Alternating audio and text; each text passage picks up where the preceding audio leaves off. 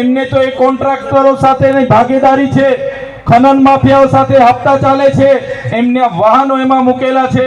એ ક્યારે તમને અરવલ્લી બચાવવા માટે કે આદિવાસીઓ બચાવવા માટે આવવાના નથી. ત્યારે કોઈએ ચિંતા કરવાની જરૂર નથી. આમ આદમી પાર્ટીના ક્રાંતિકારી લોકો તમારી વચ્ચે છે.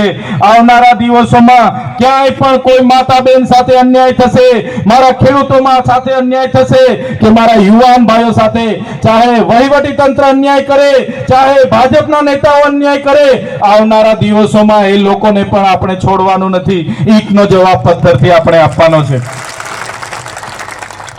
ત્યારે સાથીઓ, આજે તમે જોયું હશે, પોતાની નિષ્ફળતાઓ છુપાવવા માટે આ ભારતીય જનતા પાર્ટીની સરકારે આખું મંત્રીમંડળ બદલી નાખ્યું. આપણા વિસ્તારના પણ એક મંત્રીને એમાં લીધા છે, પણ આ મંત્રી કઈ તમારા માટે કરવાના નથી. એ મંત્રી તો ચાવીવાળા રમકડા છે, માત્ર ડુગડુગી જેવું ફરવાના છે.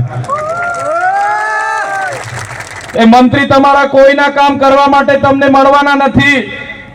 એમના આકાઓ દિલ્હીમાં બેઠા છે. થોડી ઘણી સરકાર દિલ્હીથી ચાલે છે, થોડી ઘણી સરકાર અધિકારીઓથી ચાલે છે. અને આ હું તો કહેવા માંગુ છું, આ લોકોએ મંત્રીમંડળ આખું બદલ્યું એમનો વિરોધ પાડવા માટે, એમનો વિરોધ શાંત કરવા માટે. પણ એ સરકાર ભલે મંત્રીમંડળ બદલે, એનાથી આપણને ફેર પડતો નથી. આપણે બધાએ 2027માં આખી સરકાર બદલી કાઢવાની છે. આખી સરકાર બદલી કાઢીશું.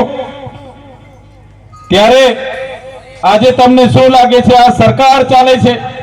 કોઈ સરકાર ભરકાર ચાલતી નથી.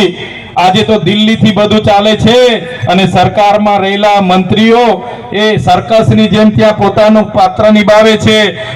કોઈ સરકાર ચાલતી નથી.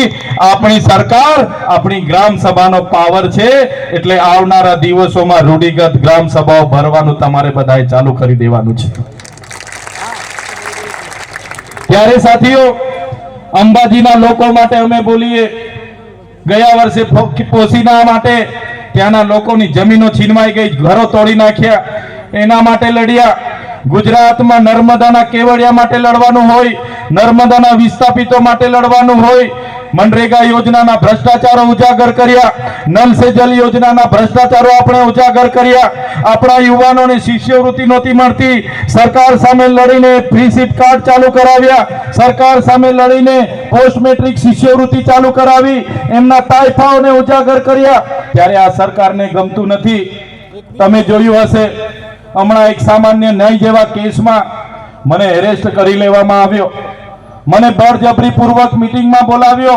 મીટિંગમાં બોલાવીને મારી સાથે માથાકૂટ કરી. ભાજપના લોકોએ માથાકૂટ કરીને પોલીસ બોલાવીને તાત્કાલિક તમારા ધારાસભ્યને, તમારા દીકરાને પકડી લેવામાં આવ્યો.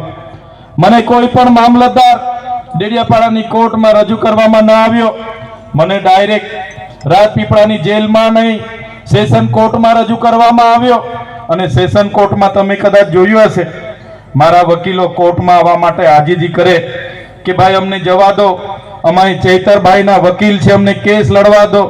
એક પણ વકીલને કોર્ટમાં નહીં આવવા દે પોલીસ.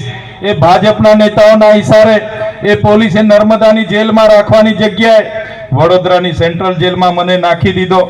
તમે બધા જાણો છો, આ લોકોએ જેલમાં પણ અમને વેદનાઓ આપી,